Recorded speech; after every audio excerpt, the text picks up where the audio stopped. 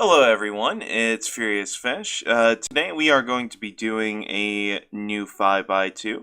Today we are going to be talking about our top 5, each of us, our top 5 favorite cards from X and Y. So this includes everything from basically base set until Sun and Moon. So we don't include Sun and Moon, but yeah. So let's get straight into it. Number 5. For my number 5, I chose Avalugg. This has been a card that I've wanted to make work for a very long time, but I really haven't been able to. Its main attack that I really like is Melting Flow. Discard the top 3 cards of your deck for each water energy you discarded in this way. Discard top 3 cards. Discard the top 3 cards of your opponent's deck. So it's kind of a balancing act. You have to make sure that you're not discarding all of your cards in your deck while trying to discard as many of your opponent's cards. It goes good with cards like Houndoom, and with some of the newer cards that came out. I think there's a new Beware and not Guardians Rising, but Burning Shadows. That's pretty good. But that's why I chose this card. Number 5. For my number 5 slot, I chose Duskox from Roaring Skies. I can't really explain my deep love for this card, but it's there. It's a stage 2, so it's obviously going to take a bit to get out. But the fact that within getting it out, as you're building it up, the energies up on it too, you can confuse, put asleep, poison, and do 110 damage. Seems pretty great to me, and it's always worked out really well for me in gameplay. Like, really well. Especially if I have something to stall them out while I'm waiting to build that up. So, I love this card. Number 4. For number 4, I chose Shiftry. We've done a deck tech on him, but I really love Extrasensory. For a double colorless, you can do 120 damage on a stage 2 as long as you're able to manipulate their hands in a way that you both have the same number of cards in your hand. It also does something for stadiums and tools, which is really good as well. It's just overall a cool card if you want to disrupt your opponent's plans. Number 4. For my number 4 card, I picked Kingdra from Primal Clash. It has the ancient trait of growth, which is the best one, let's be real, but lets you attach 2 energies when you attach from your hand. And then it has, its first attack is Gather Strength, 1 colorless, just to get 4 energies, which is awesome because within 2 turns you could have 4 energies on him. And then there's Dragon Blast, which is the real reason I love this card. 2 water and a lightning for 150 damage, which just basically KOs any stage 2 and does a lot of damage to a lot of EXs and GXs. And for this to work, you have to discard a water and a lightning energy.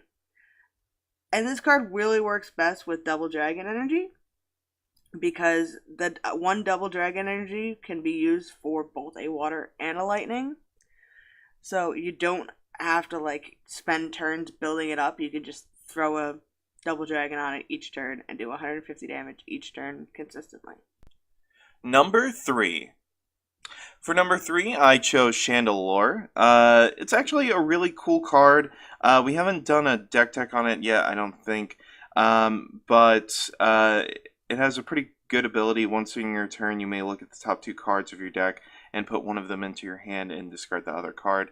It's good at card selection and just overall getting things into your discard. And then it has Past Friends, which allows you to deal 10 more damage for each supporter card in your discard pile.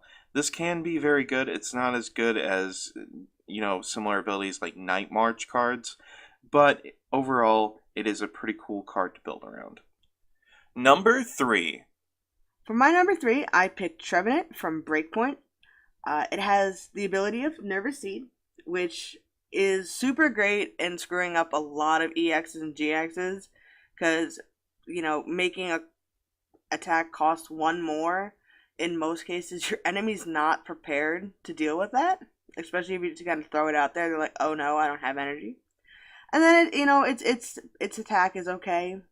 is 70 damage plus 10 for each energy attached to your opponent's active, which, depending on what they're playing, that could mean you're doing 120, 130, that could mean you're doing 80. But being able to stall out your opponent by making their attacks cost more is really great. Number 2. For number 2, I chose Glaceon EX. I really love the art of this card, and it's also a little gross in what it does. The main attack that you need to watch out for is going to be Crystal Ray. With a lot of GXs coming out recently and a lot of them being evolutions, it basically locks out your opponent from doing any damage if they are an evolved Pokemon. And then also, Second Bite is pretty good as well. It does 10 more damage for each damage counter on your opponent's active Pokemon, so you deal a lot of damage with Crystal Ray and then just knock them out with Second Bite. Overall, a really great card, and that's why it's on this list. Number 2. For my number 2 slot, I picked Camerupt EX from Primal Clash. A lot of people don't recognize this as anything because it's not, strictly speaking, a great card, but I love it. The first attack is sort of nothing. It's at most 60 damage for 2 energy. Doesn't really matter. The last attack, which I think is the reason most people don't recognize it as anything, is it costs 4 energy to do this attack, so that takes a little while to get built up. And with it, you're going to discard as many fire energy attached to your Pokemon, any of them. And this attack will do 50 times however many you discard. So, worst case scenario, you have 2 on Camerupt and a double colorless. So you got 100 damage there. Best case scenario, you have 4 on Camerupt and some on your bench, and you can knock out basically anything in the game in one attack. Granted, you'd have to build up after that attack, but one attack nonetheless. Number 1. For my number 1 slot, it's going to be no surprise. It's going to be Swampert. This Swampert is really great for a number of reasons. It can search your deck for any card with Diving Search. And also, it has growth. When you attach an energy card from your hand onto this Pokemon, you may attach 2 energy cards. And it has Hydro Pump, which this attack does 30 more damage for each water energy and has a base 40 damage. Overall, it's just a really explosive card. It is a stage 2, as many of my other cards on my list are. But I really, really do love this card, and I'm excited to play with it and extend it as well. Number 1. For my number 1, I picked Golurk from Ancient Origins. I'm gonna be honest, I don't think this is actually a good card. I really don't. Logically looking at it, it's not an amazing card. But I love it, and I've been able to use it in so many situations that, for me, it is a good card. So, it has an ancient trait, which is kind of cool. It prevents all effects of your opponent's abilities done to this Pokemon, which, cool. And then this is what really makes me kind of love it. Its ability is Double Type, making it both Psychic and Fighting at the same time, which goes hand in hand with its next attack, which 4 energy kind of sucks to have to use, but you can just do two double colorless and you're done. And it's going to do 80 plus 40 more damage if you have it deal 20 damage to itself. But because of Double Type, the damage cancels itself out because of resistance. So it doesn't do that 20 to itself. So no matter what, it's always doing 120 damage.